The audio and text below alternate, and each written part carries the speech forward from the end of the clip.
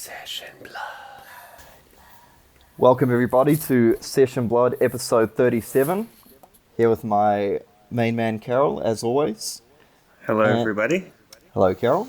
And yeah, so today we got something a little bit different, a little bit spicy lined up. It's the latest craze in the Fab Underground. You know, this isn't playing your nicely well-lit local game store with, responsible people overseeing it. This is down in the pits.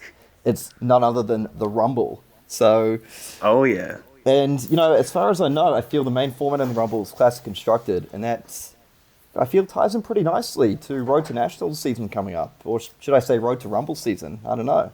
But anyway, enough about this from me. I feel like if you're going to talk about the Rumble, we've got to get sort of three of the OGs, the people who kicked this thing off way back in the day, about 4 days ago.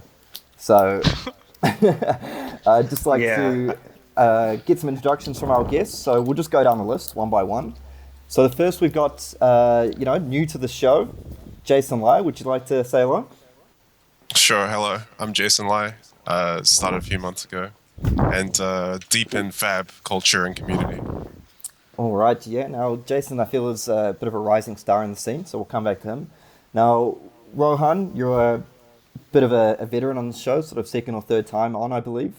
Hey guys, good to be back. Good to be back on here.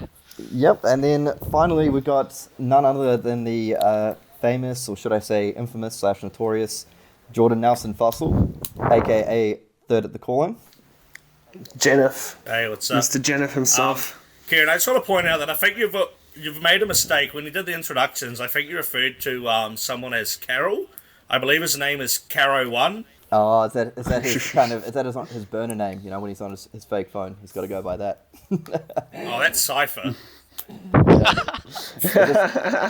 Is this like when Carol sees someone like, you know, talking trash about him on Discord, he's like, oh, actually, I think that Carol guy's pretty good at the game. Yeah, he got to talk himself up, but he got out-rumbled by Jason Lai. Wow. So, Carol won. My first loss on the Rumble. Well done, Jason. You got me. Well, yeah, of course, standard. Yeah, so bad history of getting owned by Jason. So yeah, it's going to be a bit of an interesting format today because we've never done like a podcast with three special guests, but you know we'll just freestyle, see how we go. The Rumble exception. The Rumble experience, you know, this is how it goes down. So I guess absolutely. If the structure, if you could call it a structure for this thing, is we just wanted to go through and kind of ask a little bit about how the Rumble came to start. You know, about people making a name for themselves. I've seen stars rise and fall very quickly there. And then maybe after that we'll have a talk about sort of the constructed metagame from your guys' perspective. You know, maybe from a bit of your going to armories, but also I feel like you've probably seen as many games as anyone at this point through the many hours dedicated to the Rumble. I feel like before the intro, I'd really want to get you guys to give us some shout-outs, you know? I feel like this is your platform to give a minute of fame for your favorite player, whoever it might be, part of the community. So, Jordan, do you have any shout-outs to start us off? I want to give a special shout-out to our Lord and Savior, K-Crack. He's like the face of the Rumble at the moment. Some little 16-year-old kid who just comes in, talks mad shit, bodies everyone with his 20 blood debt deck. All right. Shout out to Cake Right. I hear he's been just sort of tearing up on a 5 or 6 win streak, so that sounds pretty good. And what about you, Rohan? Any shout outs? I'd like to give a shout out to Bill. He's the man who started it all. He stepped up to the plate. It all started with him on in the Prism Discord, I think, where he said he's got basically talked up his deck, said he can beat anyone, and then someone said, "Well, I know a good Bravo." He said his Bravo matchup was good, so we got Kale, and he jumped into a game. How'd that go? And I believe the first game he 30-0'd Kale after Kale said, "Make it worth my time." Ooh. So that's how it all began, really. The first round of the Rumble. And it's getting blown out by these international superstars. Kale McCreath versus the Greek god. You know, the Pantheon stands Yeah, absolutely. I was telling everyone, you know, these rising stars from all across the world And I feel like this is the perfect platform to showcase your skill. You know, all these New Zealand players are getting complacent. They still think they're the best in the world where, well, times are changing, everybody. Yeah, Carol's a big supporter of the Polish scene, so as am I, Polska. We got to get some Polish players on this Of thing. course. And all right, finally for the shout-outs, Jason, who's going to be your shout-out today? I think you guys have already taken my Rumble shoutouts, Bill and K-Krat. So my shoutout will be to Sean Yang. I reckon when he goes to America, he's going to tear up the callings, top 8 all of them. Is he going? I agree with that. Yeah, Yeah, I think because it'll he, be- he studies in America. Okay. Oh. It's going to be a good final match. It'll be Sean Yang versus K-Crack for the I reckon, bro. I reckon. championship. Well, yeah. Sorry, Sean. I'll be rooting for K-Crack all the way. So is Sean going to go over and top at all the events, or is it kind of like Carol says, New Zealand players just sort of overestimating themselves just a little bit? We'll have to find out. But I Nah, think- Sean's the man. True. So he's a very good player.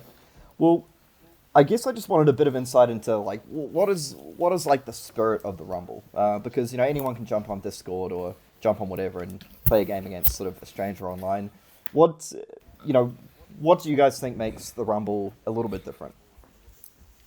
Oh, it's all about people being able to come in, talk themselves up, and talk smack, and then have a place to put their money where their mouth is, walk the talk. Yeah. Yeah, So, I like that it's like completely unmoderated. There's a lot of smack talk going on. I think it's actually pretty good for the community because you get so many people on Discord who talk a lot in those in the chats about deck lists and stuff, and it's like no one's seen them play, no one knows what they're on about. So Yeah. it's just like if someone says they have a good deck list, it's like come Yeah, show us. It's Come kind of just show like, us. who are you? Yeah. yeah, well, I know because Yeah, that's amazing. I was a bit of a victim of the Rumble myself.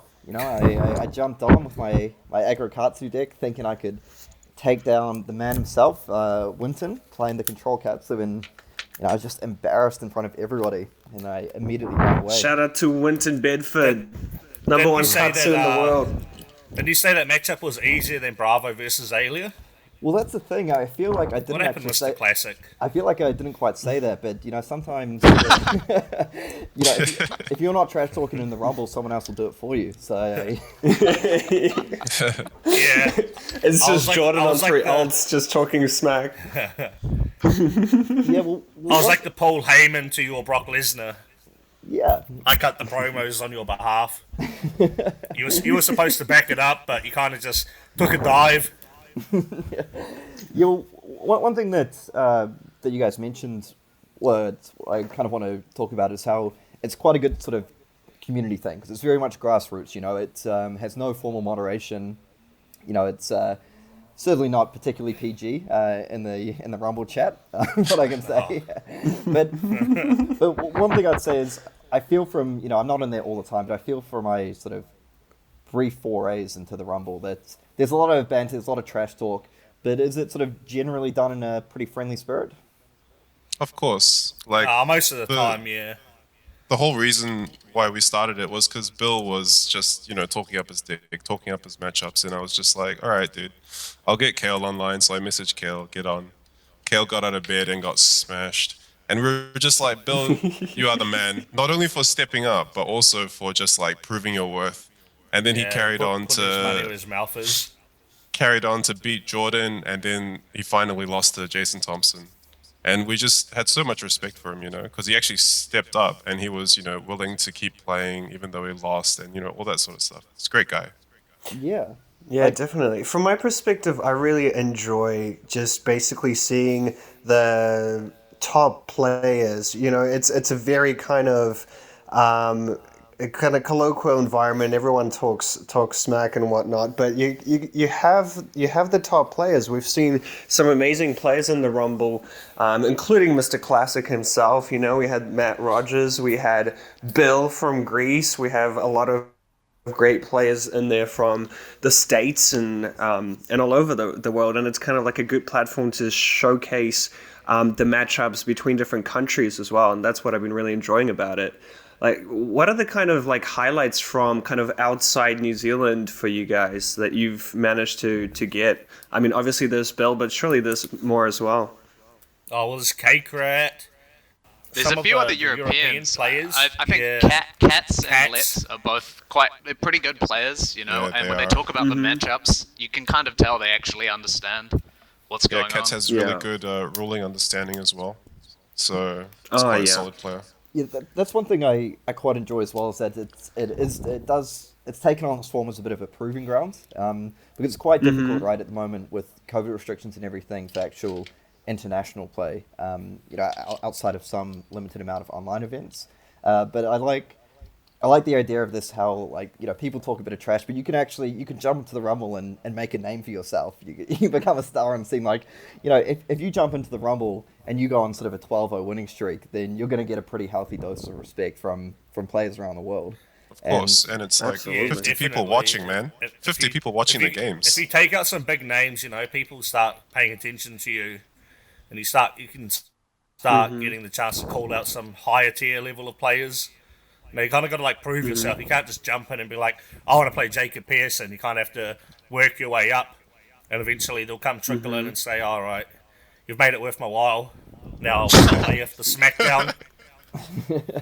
It's kind of like just some wrestling or MMA style thing. I love that. Yeah, that's what it reminds me of. Because today, we had, I think it was Cake Rat talking a bit of smack about Jacob Pearson, and then you see Jacob Pearson enter the room. It's like, what's going on here, guys? Yeah. And everyone's like, oh. I love, because I remember looking. What? I don't Yeah, I know- mean, think about it. If you make your debut, you can't go and straight get a title fight. You gotta prove yourself to the competition or to the company. Yeah, and I think it's Definitely. it's quite cool that, like I say, people get a shot at playing some of the New Zealand players, and New Zealand players get a chance to test their skills against some of the international players from around the world. But yeah, to speak to your point as well, Jason, I remember having a quick look at it earlier today, and I noticed there was something like 90 to 100 players on at one time watching. That seemed sort of absolutely crazy numbers to me. We hit our streaming cap for Discord, so we had to actually open up a second stream so that other people could join and watch. Shout out to Jason Lai. Damn, this is blowing up quickly.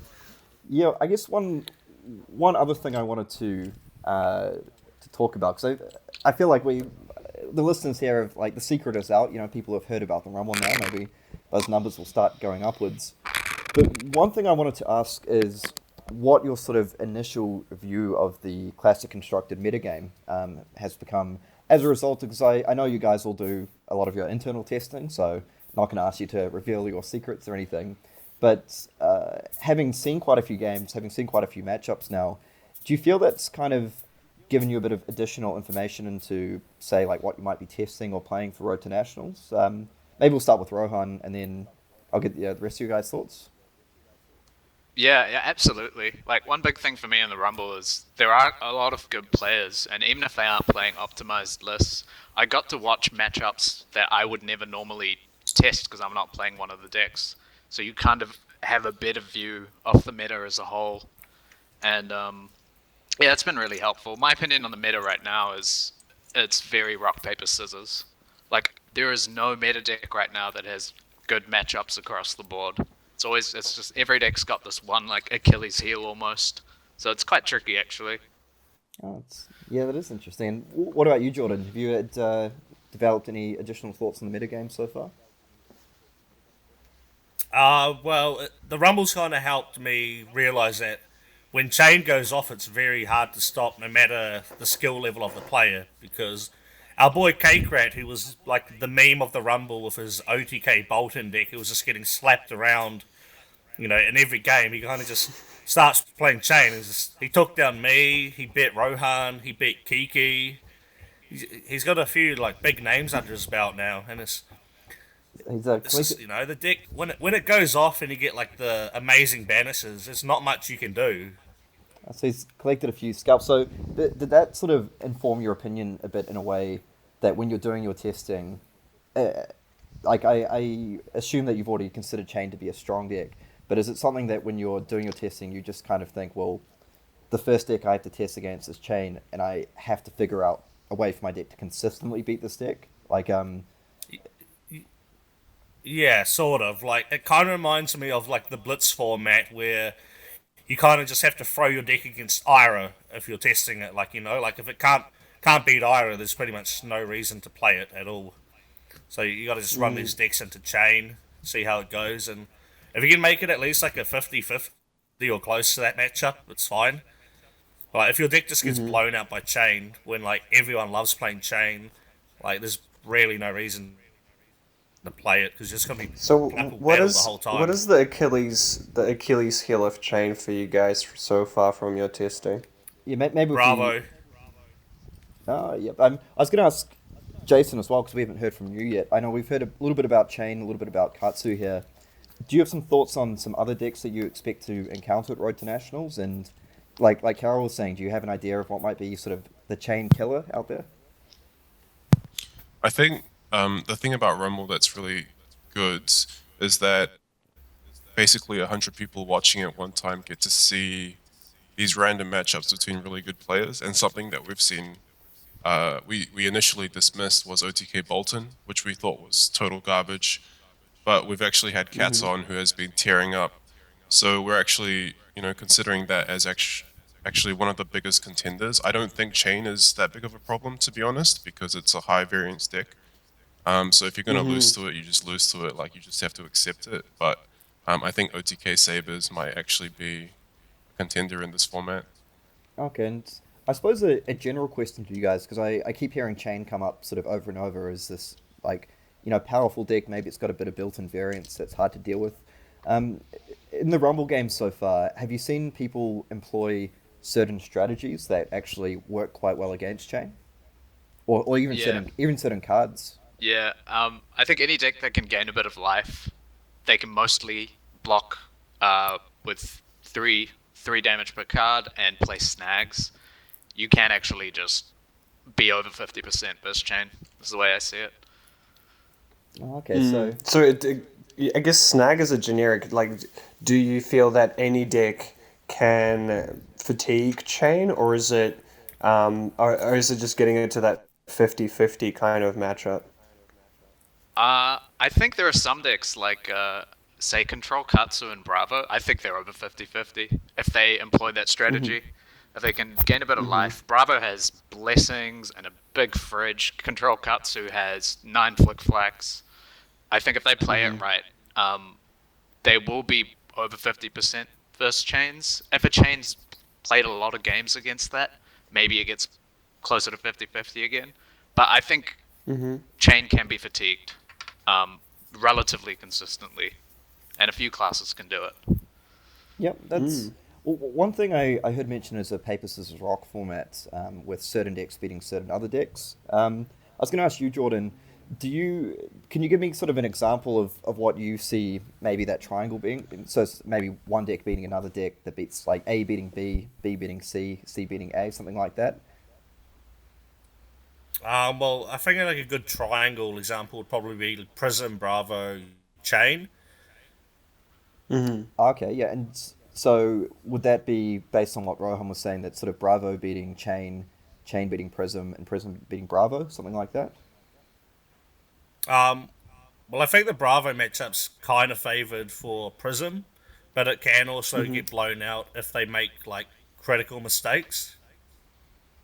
Because Bravo can just sit there and block everything Chain throws at them, and just fatigue them because all their cards is pitch free and block free. And like Rohan said, you got the Skull Cap, the Crater Fist, and the Tectonic Plating. Yep. Yep, that's a good point. And I guess a question generally, I mean, if anyone wants to answer this one, would be, and bear in mind, I'm not sort of fishing for secrets, so you don't have to tell me if you've got a secret deck lined up, but generally speaking, do you guys expect, because I know that often before sort of big tournaments or high-level ones, people like to, sort of hold back certain decks or cards like that. Do you feel like when you go to your Road to Nationals event that do you expect to sort of run into decks that you might not have come across before, or that have, previously been quite big in the meta but have fallen out a little bit? So, I'm thinking the ones out there like maybe even sort of Azalea, for example, or Fuck no. Is that or things Like, if I'm playing a Road to Nats and I sit down across an Azalea, I'm just gonna like open up my phone, start ordering lunch, and just be like, sweet, I can come pick it up in 20 minutes, you know, like, please. maybe I should. I guess this is a great Rumble call for any Azalea players, you know, jump in the Rumble channel and give Jordan a game. Yeah, Just don't tell the Ranger player who bet me in the charity Swiss. Wesley. Wesley, I think. Yeah, I If guess he joins the Rumble, he's getting banned.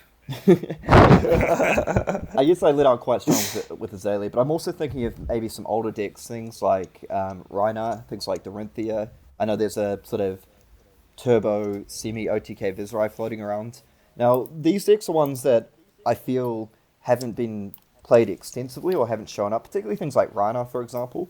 Are these some sort of decks that you're expecting to see at Road to Nationals? And if so, would you prepare for these in any way, or you just kind of think, look, my deck does what it does pretty well, I have to test against the main decks, and I'll just deal with the rogue decks as they come along?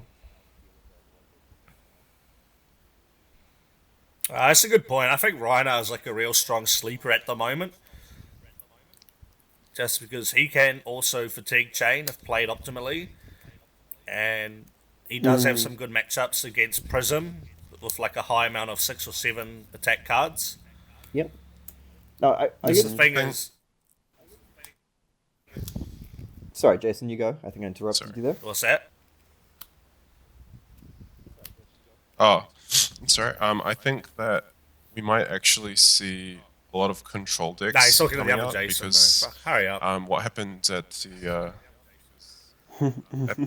Blitz skirmish was I brought Bolton to the Blitz skirmish expecting there to be a lot of chains, and out of about 50 players there was about 2 chains.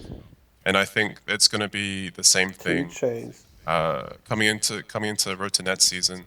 There's just going to be a low amount of chains, and I think a lot of decks countering chain. That's interesting. So, sort of people overreacting a little bit, or everyone going the other way, saying, "Oh, chains the deck with the target on its back." So a lot of people are maybe going to go for these fatigue strategies that you, Rohan, and Jordan were talking about, which appear to have been successful from what you guys have seen so far. That's I think it's really cool. One deck that I feel has fallen out of favor quite a lot recently is Dorinthia. Now, I feel, Jason, have you played a bit of Dorinthia in the past yourself at all, or have I got that wrong? I haven't played Dorinthia. I think you're thinking of JTS. The good Jason. The good Jason. No, I know JTS plays it. I thought you might have played it as well, but... Oh, no. I can't afford Spoils of War. That's facts. I think it has a really bad matchup against Prism, and Prism is kind of overrun at the moment as quite a strong deck. So I think Dorinthia players will be kind of hiding away, playing something else. How do you think the chain Dorinthia matchup is? I'm not sure. Can't comment on that one. Yeah. I don't know. I haven't played it either. So the Prism vs Dorinthia matchup, what seems to be the difficulty that Dorinthia runs into there? Is it largely things like Arclight Sentinel, or is it just generally quite a difficult matchup for them to get through? I think if the player's not prepared, if the Dorinthia player is not that strong, they will just get completely destroyed by Arclight when they go for the Supremacy Courage turn. They'll just drop an Arclight and your turn's over and your gas is gone. Another thing is the Heralds are quite strong. The Prism puts out a lot of damage really fast. And I think a weaker Dorinthia will just get run over by a Prism. Right. Yeah, it's an interesting matchup there. We haven't played much of it, but I know JTS was saying that they just can't beat the Herald, the 2 Heralds every turn. It just leaks more damage than the Dawnblade.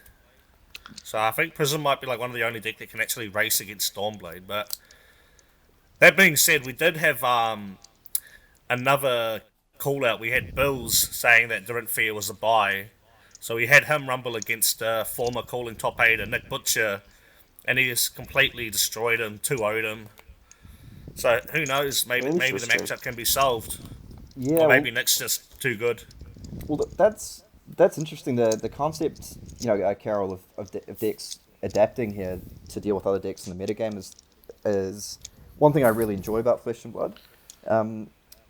One thing I'm kind of like wondering myself as well is, we're hearing about chain decks losing to these fatigue decks. I do wonder if there might be, if we start to see chain players maybe adapt their decks a little bit, or kind of adapt their strategy for dealing with it. Now, I wonder, do you guys think there might be a way for chains to adjust their deck list or adjust their strategy to maybe try combat these fatigue strategies? Or do you feel like the sort of inherent nature of the deck makes it quite difficult to do anything but go all in aggro? I think there's quite a bit of room for chains. Like I've tested against the fatigue strategies, and I've also played chains playing these fatigue strategies, and like you already notice after like 3-4 games, they just start feeling closer.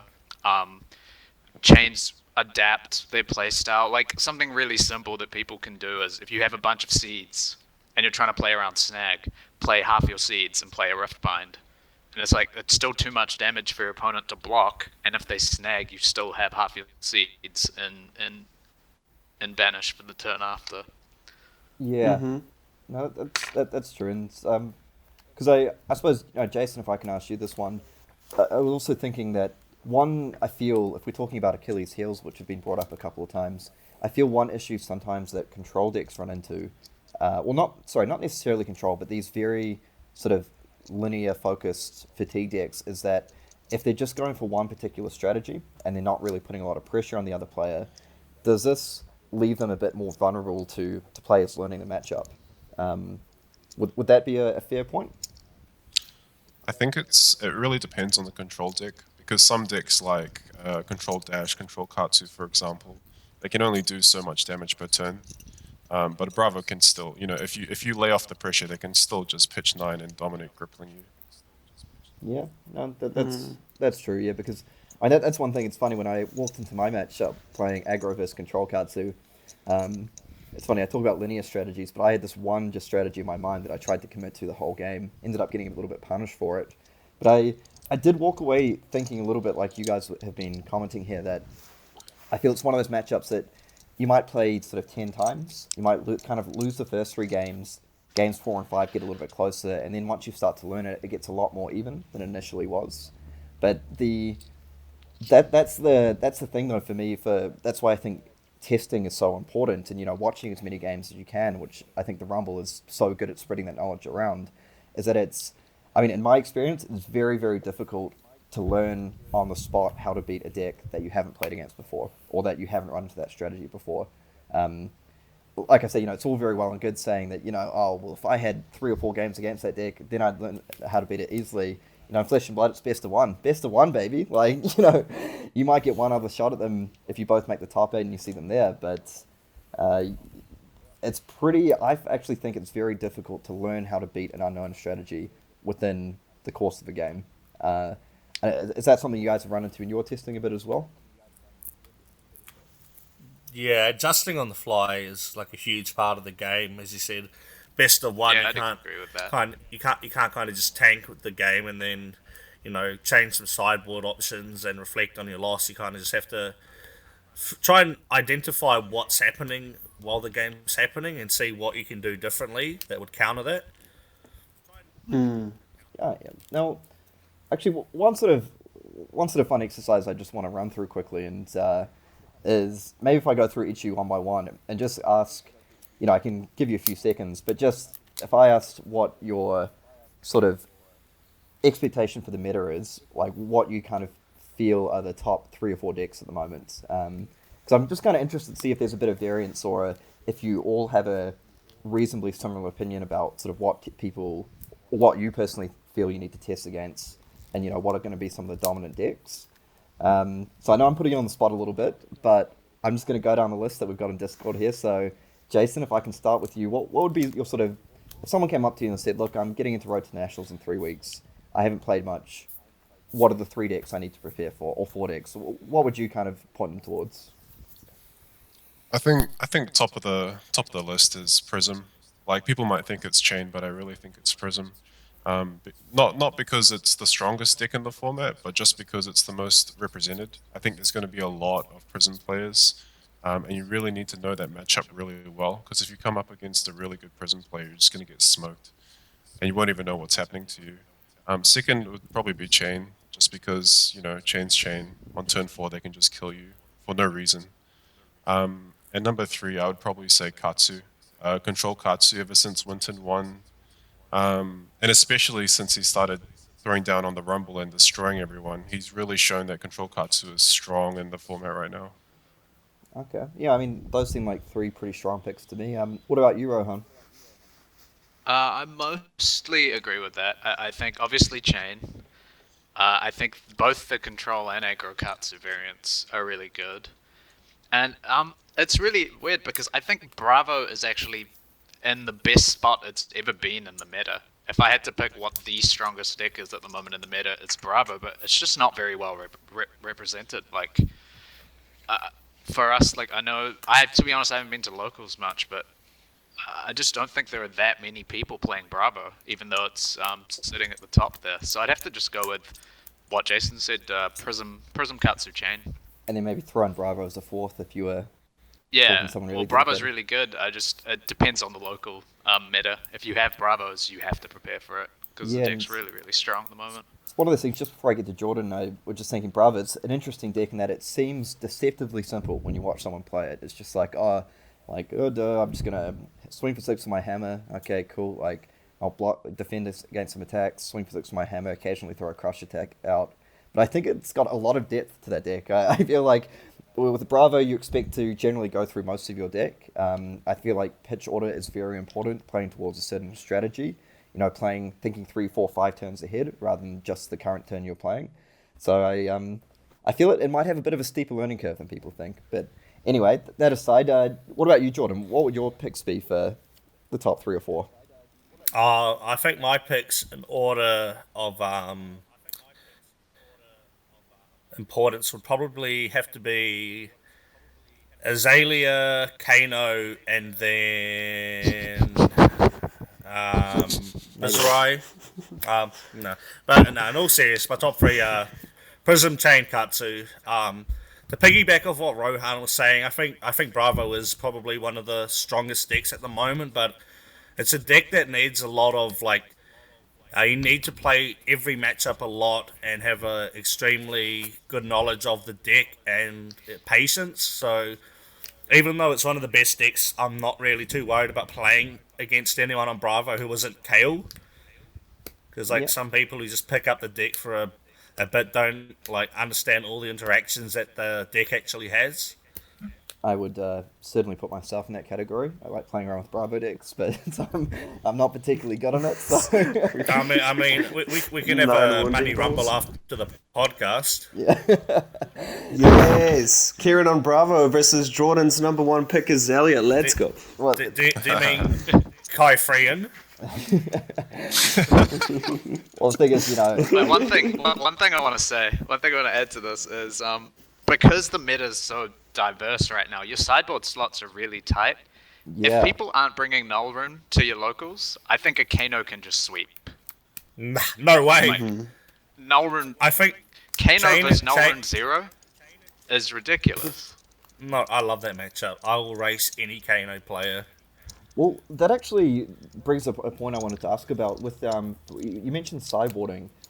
One thing I've noticed, I feel a lot of decks, to almost to combat Prism in a way, are bringing in sort of 6 power cards that they might run, but might not necessarily run. I think a classic example I've seen is things like Command and Conquer and Katsu. So that card's been run on and off for quite a while in various different versions of decks. But I've seen a lot of people sort of put 3 of those in that deck just for that matchup, just so they can bring them in and trigger that Phantasm at times. Another interesting sort of point on that is some of the Bolton versus Prism matchups where, you might think that Prism generally might do okay against it, but when you think about it, Bolton's got all these 6+ power cards, and not even that, they've got 7, so they get around Herald of Triumph, so things like Bolting Blade, for example, things like Celestial Cataclysm, which you can bring in and out. I think it's very cool. Red Invigorating Light. Red Invigorating Life, Tick. even. Ooh, now we're talking about... spicy. Now we've got Some the magic. spice for the viewers. Yeah. Just dropping my tick on stream, eh? Bro, isn't it the cat's tick? But yeah, The rumble tick. I think that's a really good point of sideboarding. I feel like sideboarding slots have sort of never been as important as they are now. I think back in the Welcome to Wraith days, it was almost an afterthought at times. Not really at the highest level, but like I remember Sideboard was his defense reacts. Yeah. I remember my early tournaments. It's like when I couldn't even figure it out, I'm just like, oh, I'll throw like a Remembrance and like 3 pounding gales in or something for lols. Whereas now it seems like you almost have to dedicate certain cards to certain matchups. So we see like 6 power cards being brought in for Prism. We see cards like Snag being brought in against Chain, and then which kind of opens the door, like Rohan mentioned, if people are sort of cheating on their equipment a little bit, not bringing enough Null, maybe that opens the door for a Kano deck to come in, or all sorts of different things. But the other note I wanted to bring in about sideboarding is, have you guys run into difficulty playing against decks like Hatsu, playing against decks like, maybe Bolton, maybe Vizorite, things like that, but these decks that can go for 2 very different strategies. So cards, you've got aggro and control. Bolton, you have that OTK Bolton. There might be like a more aggressive Bolton list out there, for example. But particularly, if I can ask about Katsu, do you find, like, if you sideboard incorrectly, does that matchup become a lot more difficult, in your opinion? Yeah, for specific decks, I think. Like, I think if a Prism sideboard's wrong against Katsu, they're in a lot of trouble. Because on one side, you want pure Heralds, and you want to just hit them for 14 every turn. But if you're versing Control, I think you need to slow it down a little bit. To be honest, I don't even know what Prism has to do against Control, but I know they'd have to sideboard differently, and they can get caught out. Yeah, the thing is that goes both ways in that matchup, because like you kind of just assume that the Prism player is going to be playing the Illuminaris deck. But if you bring in all these 6s and you get paired against like the one Iris of Reality player at the event, like that 6 does nothing. Yeah, that's true. Just aura shield smacking you all game. Yep. I think what's important is to try and find the most amount of side deck cards that can go into multiple matchups. Like, I've started playing just the red Flick Flack because I can play it in like matchups where I want like a sink below for like an Arsenal defense react, but also the go wide kind of decks.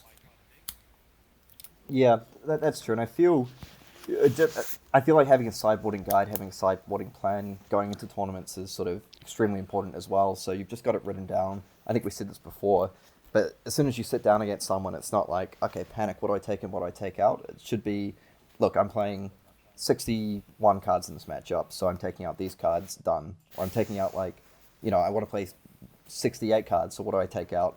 And I feel like that really comes into deck construction from the ground level right now, which is quite a cool development. But yeah. So okay, roads to nationals. What are you guys playing? No, jokes. Nailed it, the best deck. What do you mean? Was that even a question? I'm going there to win. Love it. So I'm just playing 9 Rally the Rearguard Azalea. Yeah, and I can't wait for this weekend because it's like the first. We're gonna have like lists from all over the world. There's gonna be so many roads happening this weekend, and I feel like it's really gonna set the tone for the remaining roads and potentially even nationals. Yeah, because I feel on the flip side of that, I think Rumble's going to get a lot more exciting. Oh, sorry guys, I think we had a little bit of lag there, but not sure if it was just me. But wait, what was that you were saying, Classic Rohan? is the internet. I was just saying that I think the meta is going to change a lot after this road to Nats. It's really going to... Lines will be drawn, there'll be... If there's one deck that does really well, everyone's going to shift to counter it. If it's what we thought, then people will just start picking up decks that already counter this meta. A lot rides on the two road to Nats this weekend, I think. Okay, and Jason, I think you were That's making a point as well, but the lag sort of cut that out. I think for the more casual side of Fab, not so much like sweating for the road to Nats, because for us in New Zealand, I think the 2 main weekends are this weekend and next, and then we've got basically a huge break. So I think the important part of it is that we'll see some unsandbagged lists for Royal Rumble, and can't wait for it, eh? Yeah. Yeah, that's when the rumble really begins. Yeah. No, I'm really looking forward. Sorry, Carol, what do you think? Yeah, I was gonna say, like, do you guys encourage players to join the Rumble, or is it more of kind of like if you don't feel you can beat the best, don't bother kind of situation? Nah, definitely not. There are times where like we're all sitting in there with, say, 30 to 40 viewers, and no one wants to play. We kind of just go through the list, and we'll be like, all right, how about you two play? And then it's like, if that doesn't work, we kind of have to resort to winding up some drama. We'll have to go on the chat and be like, hey, at Kiki, this person said that you suck because you came second at the calling, so you got to rumble now. Like, you know, you kind of. I swear you're the main shit stirrer. I'm the promoter. That's why I called myself Dana White, because I was going into Oh all these yeah. different discords, and I was just, you know, organising the fights that people want to see. Well, One person, if Do you you're ever listening, jump- that we really Yeah. want to get in the rumble is Amusing from the Chain Discord. Because he Ooh, comes the and lurks. getting come called play some out. games with me. He comes and lurks, like he comes and watches our matches and just sits in the server. He goes mute like half the other people do, but we really want to see you play. I'm hoping Yeah. like after like the main American Road to Nats, he doesn't have Yeah. anything to, you know, maybe take some big names. Yeah, no, Definitely. That's awesome. yeah, that sounds really cool. Like, that's the thing. I feel the Rumble's quite fun. I feel it's just this like community run thing. Like Ron said, it's you know pretty much unmoderated. So if might have to, there's probably some amount of coarse language in there, one might say. But Unless Jordan for a meets week of you heart. if you talk too much smack. but it's but it's great. I feel like I said, like obviously there's a lot of Oh, trash. if you come on and say the most ridiculous things, you get muted. Yeah. I think there's a lot of trash talk, but it's all in good spirit generally, so it's fine. Anyway, I feel Yeah, I feel like we definitely should add the details to link to the Royal Rumble. If you're interested in versing some of the best players in the world, if you want to watch some great games, we're going to have all the details for you available in the description. yeah, If you want to play some of the best players in the world, or maybe if you want some easier competition, we can just tag some of the developers in the chat. Someone closer to your level. Oh, yeah. I heard at Caro1 is always happy for games. well, so I think that's gonna be one thing. I make an appearance sometimes. There's gonna be something I'd say as well. I kind of like the idea that you know, we joke around about the nicknames and stuff, but I feel there's a bit of a culture of just letting people play under their nicknames. You know, no one's trying to like go out there and if someone's talking trash, like dox them, to use the internet speak of you know, digging up their details and posting it everywhere. It's just kind of, you know, if you want to play under your Discord nickname, it's all good. Yeah, we get people coming in with alt accounts like J Fussell something, J Fussell expletive. And I was like, bro, if you're ever gonna make a Smurf, can you at least like spell the name right, please? Like, come on. I have 2 L's and they're both from K-Crack. Put them in my name.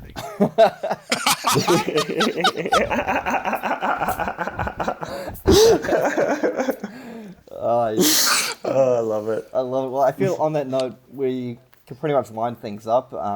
I just wanted to say a big shout out to Jason, Rohan, and Jordan for starting up the Rumble and for joining us today, taking the time to give us a bit of insight into the spirit of the Rumble and the classic constructed metagame. Just before we go, just final chance to, did any of you have any final thoughts, any tips for players playing this weekend, anything along those lines?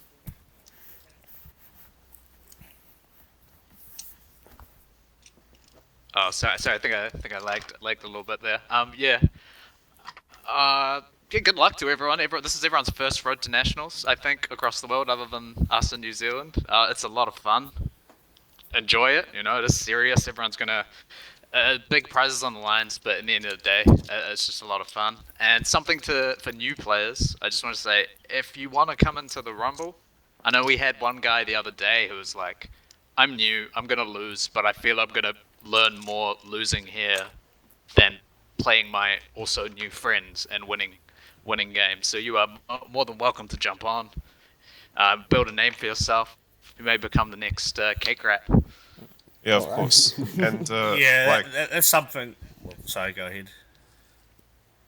for the like people who don't feel like they're as strong, we shit talk a lot in the Discord. But if you have a good attitude and you're here to learn, we're more than happy to help you see the lines and just improve your gameplay overall. I know Murado is one of them. He always comes to me and asks me if I can help spectate his games and show him the lines. So people like that, just always welcome in the Discord. Yeah, unlike that based Italian dude who came and said he'd sweep the whole server and got put in his place by my boy Cake Rat. Like yeah, if you come here, like you don't need to worry. Like we do talk and we joke around a lot, but like we're all happy to help out. Like if you need serious advice, good luck to everyone playing at Road to Nats this weekend. To the New Zealand players, I don't want a repeat of last year where Matt Rogers just wins every Road to Nats. If we can have a fresh champion for the first event, it would be a good start to the season. I'm backing my boy JTS to win the first event, or Ash Singh. Ooh, okay. No pressure. Love it. No pressure. No pressure. Love it. Well, that sounds good. I really appreciate what you guys were saying. Or the there. Dr. Dan. Yeah, I appreciate what you guys are saying there. That there's a lot of sort of banter going on, but for new players, if they want to come along and learn, have a good attitude, that you're willing to help them out. I think that really represents the Fab community, at least my experience of it. So that's awesome to hear. I suppose my one piece of advice to new players as well would just be that just make sure you write down your deck list in advance. I've got a penalty in the past for not doing that. Classic. Also, make sure you bring some water to the event, bring some food. And also, really importantly, if you're unsure about any rulings, anything like that, just raise your hand and ask a judge. Because we've rolled out the judge program. There'll be judges at sort of most of these events. But yeah, that's my thing. Sort of don't take your opponent's word for it, because they might be incorrect. They might not sort of quite understand the rule themselves, and never hurts to call a judge if you're unsure. No, I'm just stoked that you guys have started this. I'm a big Flesh and Blood fan. I don't get much time to play myself, so it's always great to jump on the stream and watch some great games.